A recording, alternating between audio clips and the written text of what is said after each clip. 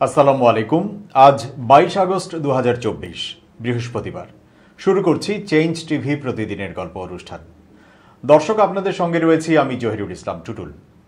শুরুতেই সংবাদ শিরোনাম। উদ্ঘাটিত হল বাংলাদেশে হঠাৎ বন্যার পানির মূল কারণ। হাসিনার কাছ থেকে ভারতের শিক্ষা নেওয়ার আছে দাবি ডনের। এখন কোথায় আছেন 14 দলের নেতারা? এবার বিস্তারিত। শেখ হাসিনার পতনে ক্ষুব্ধ হয়ে ভারত কোনো ধরনের পূর্ব সতর্কতা না করে বাঁধ খুলে দিয়েছে বলে খবর ছড়িয়ে পড়েছে। এ খবরের সত্যতাও পাওয়া গেছে। অনেক নেটিজেন ফেসবুকে লিখেছেন, ভারতের বিজেপি সরকারের হাতে সর্বশেষ অস্ত্র ছিল বাঁধ। সেটা তারা নিকৃষ্ট উপায়ে বাংলাদেশের বিরুদ্ধে প্রয়োগ করেছে। এর ফলে পাল্টা বাঁধ নির্মাণে বাংলাদেশের উদ্যোগ নিঃসন্দেহে জোরালো এবং দ্রুত হবে। এই ঘটনার মধ্য দিয়ে বাংলাদেশে মোদীপন্থীরা গণশত্রুতে পরিণত হলো। পাশাপাশি এদেশের হিন্দু ও মুসলমানের মধ্যে ভ্রাতৃত্ব আরও দৃঢ় হবে। এদিকে বন্যাকে পরিকল্পিত দুর্যোগ বলে নিজের সামাজিক যোগাযোগ মাধ্যম ফেসবুক অ্যাকাউন্টে পোস্ট করেছেন যুব ও ক্রীড়া উপদেষ্টা আসিফ মাহমুদ। এছাড়াও এই বন্যা এবং শেখ হাসিনাকে আশ্রয় দেওয়ার বিষয় নিয়ে স্পষ্ট ব্যাখ্যা চেয়েছেন আসিফ মাহমুদ। ফেসবুক পোস্টে আসিফ মাহমুদ বলেন, পৃথিবীর ইতিহাসে নিকৃষ্টতম গণহত্যাকারী শেখ হাসিনাকে আশ্রয় নোটিশ ছাড়াই ওয়াটার গেট খুলে দিয়ে বন্যার সৃষ্টি করা ভারতের সাথে বাংলাদেশের সম্পর্কের অবনতির কারণ হতে পারে। এ বিষয়ে বাংলাদেশের জনগণের কাছে স্পষ্ট ব্যাখ্যা দিতে হবে। এর আগে আরেকটি পোস্টে আসিফ বলেন, বন্যা দুর্গতদের সহযোগিতায় এগিয়ে আসুন। সম্মিলিতভাবে এই পরিকল্পিত দুর্যোগ মোকাবেলা করবে সরকার ও জনগণ। ভারতের ডম্বুর ও গজলডোবা বাঁধ খুলে দেওয়ায় ভয়াবহ বন্যার কবলে বাংলাদেশ। এতে ফেনী, নোয়াখালী, কুমিল্লা ও মৌলভীবাজার জেলা সহ দেশের উত্তর পূর্বাঞ্চলের বেশ কয়েকটি জেলার মানুষের জীবন বিপর্যয়ের মুখে। যেসব অঞ্চল এখনো পানির নিচে তলিয়ে যায়নি, সেসব অঞ্চলও ডুবে যাওয়ার শঙ্কা রয়েছে। এমন অবস্থায় বাংলাদেশে আবারও ভারত বিরোধী স্লোগান উঠেছে। দেশের বিভিন্ন প্রান্তে শিক্ষা প্রতিষ্ঠানে শিক্ষার্থীরা জড়ো হয়ে আকস্মিক বন্যার জন্য প্রতিবেশী দেশ ভারতকেই দায়ী করছে। কিন্তু ভারত এই বন্যার দায় এড়িয়ে অতিবৃষ্টি কারণ হিসেবে দেখাচ্ছে। জনপ্রিয় ইউটিউবার ও অভিনেতা সালমান মুক্তাদির ভারতীয় মিডিয়ার অপপ্রচার রুখতে তারকা কন্টেন্ট ক্রিয়েটরদের প্রতি আহ্বান জানান। সেই আহ্বানের পর বুধবার বাংলাদেশের কয়েকটি জেলায় বন্যা পরিস্থিতির অবনতি হলে রাত 3টায় ভারত সম্পর্কিত এক ফেসবুক স্ট্যাটাস নিয়ে হাজির হন সালমান, যেখানে তিনি লেখেন, আজকে ঠিক দুপুর 2টায় লাইভে এসে ভারতকে একটা গিফট দেব। পুরো বাংলাদেশের সাহায্য লাগবে, জামাই আদর দিব আমরা। মুহূর্তের মধ্যে ঝড়ের গতিতে ছড়িয়ে পড়ে সালমান মুক্তাদিরের সেই স্ট্যাটাস। তার পোস্টে 19,000-এরও বেশি মন্তব্য জমা পড়ে মন্তব্যের ঘরে, যার অধিকাংশই ছিল দেশের বন্যা পরিস্থিতি নিয়ে ভারতকে দায়ী করে। এছাড়া বিভিন্ন সময় বাংলাদেশ সম্পর্কে প্রতিবেশী দেশটির অপতথ্য প্রচারের প্রতিবাদও জানাতে দেখা গেছে নেটিজেনদের। তবে সবাই আপাতত অপেক্ষা করছেন সালমান মুক্তাদির ভারতের জন্য কি উপহার নিয়ে হাজির হন সেটা দেখার অপেক্ষায়। সময়ের সাথে ফেনী, নোয়াখালী, ব্রাহ্মণবাড়িয়া, কুমিল্লা সহ আরও কয়েকটি জেলার বন্যা পরিস্থিতি অবনতি হয়েছে। ব্রাহ্মণবাড়িয়া, হবিগঞ্জ, মৌলভীবাজার, নোয়াখালীতে ভাসছে গ্রামের পর গ্রাম। পানিবন্দী হাজার হাজার মানুষ। তৃতীয় দফা বন্যায় ফেনীর পরশুরাম, ফুলগাজী ও ছাগলনাইয়া উপজেলার 1.5 শতাধিক গ্রাম প্লাবিত হয়েছে। মুহুরী, কহুয়া ও সিলোনিয়া নদীর পানি পরশুরাম পয়েন্টে বিপদসীমার 180 সেন্টিমিটার উপর দিয়ে বইছে। ভাঙা বাঁধের 24টি অংশ ও কয়েকটি স্থানে বাঁধ উপচে লোকালয়ে ঢুকছে পানি। বাংলাদেশের পূর্ব সীমান্তে বন্যার জন্য ভারতীয় কর্তৃপক্ষ ডম্বুর বাঁধ খুলে দেওয়ার অভিযোগ অস্বীকার করেছে। বৃহস্পতিবার সকালে নয়াদিল্লি এক বিবৃতিতে জানায়, বাঁধটি খুলে দেওয়া হয়নি, বরং অতিরিক্ত পানির চাপের কারণে বাঁধটি স্বয়ংক্রিয়ভাবে খুলে গেছে। বিবৃতিতে বলা হয়েছে, আমরা বাংলাদেশে উদ্বেগ প্রকাশ করতে দেখেছি যে ত্রিপুরার গোমতী নদীর উজানে ডম্বুর বাঁধ খুলে দেওয়ার কারণে বাংলাদেশের পূর্ব সীমান্তের জেলাগুলোতে বন্যা পরিস্থিতি সৃষ্টি হয়েছে। তবে বাস্তবে এটি সঠিক নয়। ভারতীয় পররাষ্ট্র মন্ত্রণালয়ের দাবি, গোমতী নদীর ক্যাচমেন্ট এলাকায় সাম্প্রতিক কয়েকদিন ধরে এবছরের সবচেয়ে বেশি বৃষ্টিপাত হয়েছে। বাংলাদেশের বন্যা মূলত এই বৃহৎ ক্যাচমেন্ট এলাকা থেকে আসা অতিরিক্ত পানির কারণে হয়েছে। বিবৃতিতে আরও বলা হয়েছে, ডম্বুর বাঁধটি বাংলাদেশের সীমান্ত থেকে প্রায় 120 কিলোমিটার দূরে অবস্থিত এবং এটি একটি কম উচ্চতার বাঁধ। এই বাঁধটি বিদ্যুৎ উৎপাদন করে ভারতীয় গ্রিডে সরবরাহ করে এবং বাংলাদেশেও এখান থেকে 40 মেগাওয়াট বিদ্যুৎ পায়। ভারতীয় কর্তৃপক্ষ জানায় ১২০ কিলোমিটার নদীপথে অমরপুর, সোনামুড়া এবং সোনামুড়া ২-এ ৩টি জলস্তর পর্যবেক্ষণ সাইট রয়েছে। ২১ আগস্ট থেকে ত্রিপুরা এবং পার্শ্ববর্তী বাংলাদেশে ভারী বর্ষণ অব্যাহত রয়েছে, যার ফলে অতিরিক্ত পানি প্রবাহের কারণে স্বয়ংক্রিয়ভাবে বাঁধের পানি মুক্তি ঘটেছে। বিবৃতিতে বলা হয়েছে, ভারত ও বাংলাদেশের মধ্যকার অভিন্ন নদীগুলোর বন্যা একটি যৌথ সমস্যা, যা উভয় দেশের জনগণের জন্যই দুর্ভোগ সৃষ্টি করে। এর সমাধানের জন্য দুই দেশের মধ্যে ঘনিষ্ঠ পারস্পরিক সহযোগিতার প্রয়োজন। যেহেতু দুই দেশে ৫৪টি আন্তঃসীমান্ত নদী রয়েছে, নদীগুলোর পানি ব্যবস্থাপনা আমাদের দ্বিপাক্ষিক সম্পর্কের একটি গুরুত্বপূর্ণ অংশ। আমরা দ্বিপাক্ষিক পরামর্শ ও প্রযুক্তিগত আলোচনার মাধ্যমে পানি ব্যবস্থাপনার সমস্যা এবং পারস্পরিক উদ্বেগ সমাধানে প্রতিশ্রুতিবদ্ধ। ঢাকা চট্টগ্রাম রেলপথের বিস্তীর্ণ এলাকা বন্যায় তলিয়ে যাওয়ায় চট্টগ্রাম থেকে ট্রেন চলাচল বন্ধ রাখার সিদ্ধান্ত নিয়েছে রেলওয়ে কর্তৃপক্ষ। বৃহস্পতিবার দুপুরের পর এই সিদ্ধান্তের কথা জানানো হয়। রেলওয়ে সূত্র জানায়, চট্টগ্রাম স্টেশন থেকে বৃহস্পতিবার সকালে ঢাকাগামী সুবর্ণ এক্সপ্রেস ও সিলেটগামী পাহাড়িকা এক্সপ্রেস ছেড়ে গিয়েছিল, কিন্তু বন্যার কারণে ট্রেনগুলো গন্তব্যে যেতে পারেনি। পুনরায় সেগুলোকে ফিরতে হয়েছে। রেলওয়ের পূর্বাঞ্চলের মহাব্যবস্থাপক মোহাম্মদ নাজমুল ইসলাম বলেন, বন্যার পরিস্থিতি খারাপ হওয়ায় ফেনীতে রেল লাইন ও রেল সেতুর উপর দিয়ে পানি চলাচল করছে। একই অবস্থা হয়েছে সিলেটের একটি রেল সেতুতেও। চট্টগ্রাম কক্সবাজার রেল লাইনেও পাহাড় ধস হয়েছে। এই অবস্থায় ট্রেন চালানো খুবই বিপজ্জনক। তাই যাত্রীদের নিরাপত্তা এবং রেলের সম্পদ রক্ষায় ট্রেন চলাচল বন্ধ রাখার সিদ্ধান্ত হয়েছে। চট্টগ্রাম থেকে ঢাকা, জামালপুর, সিলেট ও চাঁদপুরে প্রতিদিন ১১টি আন্তনগর ট্রেন চলাচল করে। এছাড়া কক্সবাজার, নাজিরহাট, চাঁদপুর, ঢাকা, ময়মনসিংহে লোকাল ও কমিউটার ট্রেন চলাচল করে নিয়মিত।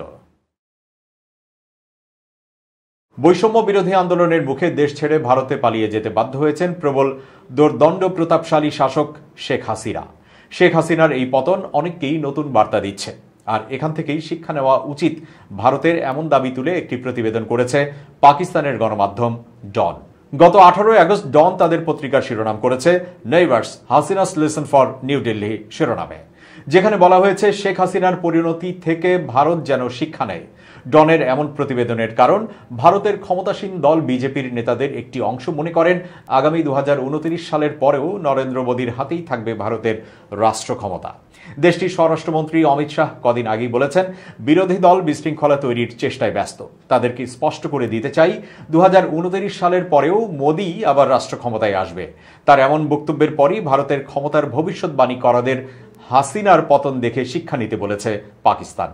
ডনের প্রতিবেদনে বলা হয়েছে, ভারতের কেন্দ্রীয় স্বরাষ্ট্রমন্ত্রীর প্রাথমিক উদ্দেশ্য হচ্ছে কয়েক মাস আগে দেশটিতে যে নির্বাচন হয়েছে সেখানে যারা সাংসদ হয়েছেন তাদের এই বার্তা দেয়া যে নির্বাচনে ভোটাররা মোদীর শাসনের বিরুদ্ধে যে তিরস্কার করেছে তা খুব বেশি গুরুত্বের সাথে নেয়ার কিছু নেই। যেহেতু ভারতের পার্লামেন্টে এখন একটি উদ্দীপ্ত বিরোধী দল রয়েছে, তাই মোদীর দল বেশ উদ্বিগ্ন। কেননা আগের মতো এবার বিচার বিভাগ এবং আমলাতন্ত্রের অনেকেই মোদীর প্রতিহিংসামূলক এজেন্ডা বাস্তবায়নে উৎসাহী নাও হতে পারে। মোদীর দল ভারতীয় জনতা পার্টি বিজেপির মধ্যেও অবাধ্যতার গুঞ্জন রয়েছে বা জনগণের ওপর নেতিবাচক প্রভাব পড়তে পারে। শেখ হাসিনাও মোদীর মতো এবছরের শুরুতে একক প্রক্রিয়ায় ক্ষমতায় এসেছিলেন। সেই নির্বাচনে বিশ্বাসযোগ্যতার বড়ই অভাব ছিল। নির্বাচনে কোনো বিরোধী দল ছিল না। বিরোধীরা হাসিনার অধীনে নির্বাচন বর্জন করেছিল। অবাধ ও সুষ্ঠু ভোটের কোনো লক্ষণ ছিল না হাসিনার নির্বাচনে। অনেকে অভিযোগ করেছেন, মোদীও নির্বাচন কমিশনের উপর প্রভাব বিস্তার করে ক্ষমতায় এসেছেন। বিজেপি চেয়েছিল ২০২৪ সালের লোকসভা নির্বাচনে বিরোধী দলগুলো প্রতিদ্বন্দ্বিতা করা থেকে দূরে থাকুক। এছাড়া বিরোধী দলের অনেক নেতাকেই বিভিন্ন মামলায় কারাগারে পাঠিয়েছিল মোদী প্রশাসন। কিন্তু ঢাকায় কিছুদিন আগে যা ঘটে গেল তা থেকে মোদী এবং তার দলকে শিক্ষা নেওয়া উচিত। ইন্ডিয়ান এক্সপ্রেসকে দেয়া এক সাক্ষাৎকারে নোবেল জয়ী ডক্টর মোহাম্মদ ইউনুস শেখ হাসিনা সরকারের বিষয়ে তার পর্যবেক্ষণ উপস্থাপন করেছিলেন। সেখানে তিনি বলেছেন, হাসিনা সরকার ছিল একটি মিথ্যা তৈরির কারখানা। একের পর এক মিথ্যা বলে নিজেদের মত প্রতিষ্ঠা করতে চেয়েছিলেন হাসিনা, যা প্রতিটি স্বৈরতান্ত্রিক সরকারের পলিসি। একই ধরনের পলিসি মোদী সরকারের তথ্য পরিসংখ্যানের দৃষ্টিভঙ্গিতে স্পষ্ট হয়েছে। তবে এমন আচরণ আন্তর্জাতিক মানদণ্ডের পরিপন্থী। এতে গণতান্ত্রিক স্বাস্থ্য খারিজ হয়ে যায়, যার মাধ্যমে প্রবল অস্থিরতা তৈরি হয়। মোদী সরকার এখন ডিজিটাল প্ল্যাটফর্মে গণতন্ত্রের কণ্ঠরোধ করার চেষ্টা চালাচ্ছে। বিগত ১০ বছরে এই বিষয়টি স্পষ্ট হয়েছে যে জাতীয় শাসনের সমস্যা এবং জটিলতা নিরসনে মোদী সরকার ব্যর্থ। মোদীর গত ১০ বছরের শাসনের পর সমাজে অন্যায় এবং বৈষম্য আরও প্রকট হয়েছে। দেশে অগণতান্ত্রিক ধারা সৃষ্টি হয়েছে। অমিত শাহ যাই বলেন না কেন তাদের বাংলাদেশের পরিস্থিতি থেকে শিক্ষা নেওয়া উচিত, কেননা বাংলাদেশে স্পষ্ট হয়েছে যে কুক্ষিগত ক্ষমতা কিভাবে গণতন্ত্রের কাছে ফিরিয়ে আনতে হয়। শেখ হাসিনার সরকারের পতনের পর গ্রেফতার রথী মহারথীরা নানা প্রশ্নবাণে জর্জরিত। ডিবি পুলিশের রিমান্ডে তারা দিচ্ছেন চাঞ্চল্যকর নানা তথ্য। বেশি জেরার মুখে আছেন সাবেক ডেপুটি স্পিকার শামসুল হক টুকু, সাবেক প্রধানমন্ত্রী শেখ হাসিনার বেসরকারি শিল্প বিনিয়োগ উপদেষ্টা সালমান এফ রহমান, সাবেক আইনমন্ত্রী আনিসুল হক, সাবেক তথ্য প্রযুক্তি প্রতিমন্ত্রী জুনায়েদ আহমেদ পলক এবং ন্যাশনাল টেলিকমিউনিকেশন মনিটরিং সেন্টারের সাবেক মহাপরিচালক মেজর জেনারেল অবসরপ্রাপ্ত জিয়াউল আহসান। তারা ডিবিকে জানিয়েছেন, আন্দোলনের শেষের দিকে ছাত্রদের পক্ষে কথা বলায় পলককে গণভবন থেকে বের করে দেওয়া হয়েছিল। সাবেক শিক্ষামন্ত্রী মহিবুল হাসান চৌধুরীর চাপের কারণেই 10 মিনিট স্কুলের সঙ্গে 500 কোটি টাকার চুক্তি বাতিল করা হয়। টুকু জানান, মন্ত্রী হওয়ার কোনো ইচ্ছা তার ছিল না, শুধু প্রধানমন্ত্রীর ইচ্ছায় তিনি মন্ত্রী হয়েছিলেন। সালমান এফ রহমান বলেন, এর আগে আমি 2 বছর জেল খেটেছি, সুতরাং আমার কোনো সমস্যা হবে না, তবে আমাকে জেলে রাখা হলে দেশ ক্ষতিগ্রস্ত হবে। আর জিয়াউল আহসান বলেন, আমার উপর বিশেষ দায়িত্ব ছিল। আমার প্রতিষ্ঠান থেকে সবার মোবাইল ফোন কল রেকর্ড করা হয়নি, নির্দিষ্ট কিছু লোকের ফোন কল রেকর্ড করা হয়, কারো হোয়াটসঅ্যাপ কল রেকর্ড করা হয়নি। ভয় দেখানোর জন্য এটা ছড়ানো হয়েছে যে হোয়াটসঅ্যাপ রেকর্ড করা হচ্ছে। ডিবি হেফাজতে রিমান্ডে থাকা আসামি সাবেক তথ্য প্রযুক্তি প্রতিমন্ত্রী জুনায়েদ আহমেদ পলক বলেন, সরকার পতনের এক দফা আন্দোলনের শেষ পর্যায়ে 4 আগস্ট গণভবনে আওয়ামী লীগ এবং এর অঙ্গ সহযোগী সংগঠনের নেতাদের সঙ্গে বৈঠক করেন। সেখানে আমি তৎকালীন প্রধানমন্ত্রী শেখ হাসিনাকে বলেছি, প্রয়োজনে আমাকে বলে দিন, তারপরও শিক্ষার্থীদের আন্দোলন বন্ধ করুন। তাদের চোখের ভাষা, মনের ভাষা বোঝার চেষ্টা করেন। এ সময় সড়ক পরিবহন ও সেতুমন্ত্রী ওবায়দুল কাদের আমাকে তেড়ে মারতে আসেন। তখন আমি সাহসী হয়ে গেলাম, প্রধানমন্ত্রীকে বললাম, আপনি স্টেপ ডাউন করুন। আওয়ামী লীগকে মানুষ ঘৃণা করছে, থুতু দিচ্ছে। এরপর আমাকে গণভবন থেকে বের করে দেওয়া হয়। পলক ডিবিকে জানান, স্মার্ট বাংলাদেশ গঠনে 10 মিনিট স্কুলের সঙ্গে 5 বছর মেয়াদী সরকারের যে 500 কোটি টাকার চুক্তি ছিল সেটা আমি বাতিল করতে চাইনি। সাবেক শিক্ষামন্ত্রী মহিবুল হাসান চৌধুরী নওফেল জোর করে ওই চুক্তি বাতিল করান। আন্দোলনের মুখে প্রধানমন্ত্রীর পদ ছেড়ে দেশ ছেড়ে পালিয়ে যান আওয়ামী লীগ সভাপতি শেখ হাসিনা। হঠাৎ তৈরি হওয়া এই পরিস্থিতিতে গ্রেফতার আতঙ্কে গা ঢাকা দিয়েছেন দলটির প্রভাবশালী নেতা থেকে শুরু করে তাদের কাছের অনুসারীরাও। 14 দলীয় জোটের মধ্যে প্রভাবশালী নেতা হিসেবে ধরা হয় জাতীয় সমাজতান্ত্রিক দল জাসদ একাংশের সভাপতি হাসানুল হক ইনু ও বাংলাদেশের ওয়ার্কার্স পার্টির সভাপতি রাশেদ খান মেননকে। কোটা আন্দোলন চলা অবস্থায় আওয়ামী লীগ সভাপতি ও তৎকালীন প্রধানমন্ত্রী শেখ হাসিনার সরকারি বাসভবন গণভবনে 14 দলের সঙ্গে বৈঠক করেছিলেন এই 2 প্রভাবশালী নেতা। আন্দোলন দমাতে এই 2 নেতা কারফিউ জারিরও পরামর্শ দিয়েছিলেন বলে সংশ্লিষ্ট সূত্রে জানা গেছে। সরকার পতনের পর থেকেই এই 2 নেতা আত্মগোপনে রয়েছেন, তাদের কোথাও খোঁজ পাওয়া যাচ্ছে না। আত্মগোপনে থাকা ইনুর বিরুদ্ধে মঙ্গলবার পর্যন্ত 5টি হত্যা মামলা হয়েছে। জাসদ সূত্রে জানা গেছে, শেখ হাসিনার দেশ ত্যাগের পর জাসদের কেন্দ্রীয় কার্যালয় সহ দেশের 14টি জেলায় থাকা কার্যালয়গুলোতে হামলার ঘটনা ঘটেছে। হামলা হয়েছে হাসানুল হক ইনুর গ্রামের বাড়িতে। পরিচয় প্রকাশ না করার শর্তে জাসদের এক নেতা ঢাকা মেইলকে বলেন, দলীয় শীর্ষ নেতারা এখন নিরাপদ অবস্থানে আছেন, বিভিন্ন স্থানে হামলা মামলা হয়েছে, এজন্য আমরা এখন নিষ্ক্রিয় আছি। দলের শীর্ষ নেতারা সবকিছু পর্যবেক্ষণ করছেন। বাংলাদেশের ওয়ার্কার্স পার্টির সভাপতি রাশেদ খান মেননও বর্তমানে আত্মগোপনে রয়েছেন বলে জানা গেছে। তার ব্যবহৃত মোবাইল নম্বর সচল পাওয়া থাকলেও একাধিকবার ফোন করে পাওয়া যায়নি। সরকার পতনের পর অন্যান্য নেতাদের পাশাপাশি বিভিন্ন মামলায় আসামি করা হয়েছে রাশেদ খান মেননকেও। বিভিন্ন সূত্রে জানা গেছে, জাতীয় পার্টির একাংশ বাংলাদেশ সাম্যবাদী দল এমএল প্রধান দিলীপ বড়ুয়া, বাংলাদেশ গণতন্ত্রী পার্টির প্রধান নুরুর রহমান সেলিম, গণ আজাদি লীগ প্রধান হাজী আব্দুস সামাদ, বাংলাদেশ সমাজতান্ত্রিক দল বিএসডি প্রধান রেজাউল রশিদ খান, গণতান্ত্রিক মজদুর পার্টি ও কমিউনিস্ট কেন্দ্র প্রধান জাকির হোসেন, গণফোরাম প্রধান doctor Kamal Hossain, national Awami party nap প্রধান মোজাফফর আহমেদরা আত্মগোপনে রয়েছেন। 5 আগস্টের পর এসব নেতাদের প্রকাশ্যে দেখা যায়নি। তবে আন্দোলনকারী ছাত্র জনতা এরই মধ্যে আওয়ামী লীগের সঙ্গে জোটবদ্ধ থাকা দল ও তাদের শীর্ষ নেতাদেরও শাস্তি দাবি করছেন। তাদের দাবি, শুধু আওয়ামী লীগ একাই নয়, তাদের শোষণের সঙ্গী ছিল আরও 13টি দল, এদেরও বিচারের আওতায় আনা উচিত। বিএনপির প্রতিষ্ঠাতা সাবেক রাষ্ট্রপতি জিয়াউর রহমানকে নিয়ে আপত্তিকর মন্তব্য করায় সুপ্রিম কোর্টের সাবেক বিচারপতি AHM শামসুদ্দিন চৌধুরী মানিক, ওয়ার্কার্স পার্টি সভাপতি রাশেদ খান মেনন ও জাসদের সভাপতি হাসানুল হক ইনুর বিরুদ্ধে 300 কোটি টাকার মানহানির অভিযোগে মামলার আবেদন করা হয়েছে। 22 আগস্ট বৃহস্পতিবার ঢাকার মেট্রোপলিটন ম্যাজিস্ট্রেট সাইফুল ইসলামের আদালতে মোহাম্মদ জিয়াউল হক নামে এক আইনজীবী বাদী হয়ে মামলার আবেদন করেন। আদালত বাদীর জবানবন্দি গ্রহণ করে আদেশ অপেক্ষমান রেখেছেন। মামলার আবেদনে অভিযোগ করা হয়, শামসুদ্দিন চৌধুরী মানিক 2022 সালের 3 অক্টোবর চ্যানেল আইয়ের টকশো মেট্রোসেম টু দ্য পয়েন্টে জিয়াউর রহমানকে রাজাকার এবং যুদ্ধাপরাধী হিসেবে অভিহিত করেন। গত বছরের 15 ফেব্রুয়ারি একটি সেমিনারে বলেন, জিয়াউর রহমান মুক্তিযোদ্ধা ছিলেন না, তিনি ছিলেন মুক্তিযুদ্ধে অনুপ্রবেশকারী। 2013 সালের 19 জুলাই ভিন্ন অনুষ্ঠানে হাসানুল হক ইনু ও রাশেদ খান মেনন জিয়াউর রহমানকে নিয়ে বিরূপ মন্তব্য করেন। এছাড়া আসামিরা বিভিন্ন সময়ে জিয়া পরিবার নিয়েও বিরূপ মন্তব্য করেন। এবার খুব জরুরি 1 মিনিট জানাচ্ছেন ইউনেস্কো ক্লাব পুরস্কার বিজয়ী সাংবাদিক আমিরুল মোমিনিন মানিক। খুব জরুরি 1 মিনিটে প্রত্যেককে আমন্ত্রণ। প্রিয় বন্ধুরা, সফলতার জন্য প্রয়োজনে আপনি বোবা হয়ে যান। তার মানে আপনার কাজের পেছনে অনেকেই সমালোচনা করবে, আপনার কাজ নিয়ে অনেক ত্রুটি বের করার চেষ্টা করবে, কিন্তু আপনি যদি বোবা হয়ে আপনার সুনির্দিষ্ট লক্ষ্যে এগিয়ে যেতে থাকেন, আপনি যে কাজটির জন্য চেষ্টা করছেন সেটি করতেই থাকেন, তাহলে অবশ্যই সফল হতে পারবেন। কিন্তু আপনি কাজটি করতে গিয়ে অন্যের সমালোচনার উত্তর যদি বারবার দিতে থাকেন, তাহলে ওই সুনির্দিষ্ট কাজটি আর সমাধা করা সম্ভব হবে না। সেই জন্যই বলছি যে সফলতার জন্য দৌড়াতে হলে আপনাকে কখনো কখনো বোবার মতো আচরণ করতে হবে। অন্যের কথা শোনা যাবে না, মস্তিষ্কে শুধু আপনার গন্তব্য থাকবে এবং সেই গন্তব্যের পানেই আপনি ছুটে চলবেন। ভালো থাকবেন সবাই, শুভেচ্ছা নিরন্তর। এবার দেশের বাইরের প্রসঙ্গ। ইসরায়েলের সামরিক ঘাঁটিতে সরাসরি হামলার দাবি করেছে হিজবুল্লাহ।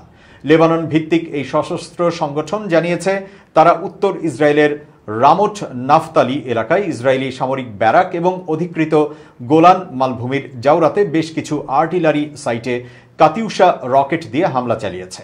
স্থানীয় সময় বুধবার রাতে ওই 2 স্থানে হামলা চালানো হয়। হিজবুল্লাহর দাবি, এসব স্থানে তাদের রকেট সরাসরি আঘাত হেনেছে। কয়েকদিন আগেও ইসরায়েলের সামরিক ঘাঁটিতে হামলা চালিয়েছে হিজবুল্লাহ। তার আগে ইসরায়েলের উত্তরাঞ্চলে অবস্থিত বেইত হিলেলে অবস্থিত দেশটির একটি সামরিক ব্যারাকে রকেট হামলা চালানো হয়। সে সময় হিজবুল্লাহ জানায়, লেবাননের ব্রিদা শহরে স্থানীয় সময়ে 14 আগস্ট বুধবার সকালে ইসরায়েলি হামলায় একজন নিহত হওয়ার ঘটনায় প্রতিশোধ হিসেবেই ইসরায়েলের সামরিক ব্যারাকে রকেট হামলা চালানো হয়েছে। এছাড়া মাত্র কয়েকদিন আগেই গালিলি এলাকার গাটনে অবস্থিত ইসরায়েলি সামরিক বাহিনীর 146তম ডিভিশনের নতুন সদর দপ্তরে একাধিক কাতিউশা রকেট দিয়ে ওই হামলা চালায় হিজবুল্লাহ। সে সময় ইসরায়েলি সামরিক বাহিনী জানায়, লেবানন থেকে 30টি প্রজেক্টাইল ছুড়ে মারা হয়েছে বলে তারা শনাক্ত করতে পেরেছে। এসব প্রজেক্টাইল লক্ষ্য করে গুলি চালিয়েছে ফিলিস্তিনি স্বাধীনতাকামী সংগঠন হামাস। এরপরেই গাজায় পাল্টা আক্রমণ চালায় ইসরায়েলি বাহিনী। গাজায় সংঘাত শুরুর পর থেকেই হামাসের প্রতি একাত্মতা প্রকাশ করে ইসরায়েলের উপর হামলা চালাচ্ছে হিজবুল্লাহ। পাল্টা হামলা চালাচ্ছে ইসরায়েলও, ফলে সীমান্তে উত্তেজনা বেড়ে গেছে। দর্শক, শেষ করছি প্রতিদিনের গল্পের আজকের গল্প changetv.press, বাংলাদেশের ইউটিউব জার্নালিজমের অগ্রদূত। ভিজিট করুন এর ওয়েবসাইট www.changetv.press, youtube.com/changetvpress এবং সাবস্ক্রাইব করুন চ্যানেলটি। নিয়মিত লাইক, কমেন্ট ও শেয়ার করে আপডেট রাখুন নিজেকে। ভালো থাকুন, নিরাপদে থাকুন, শুভেচ্ছা নিরন্তর।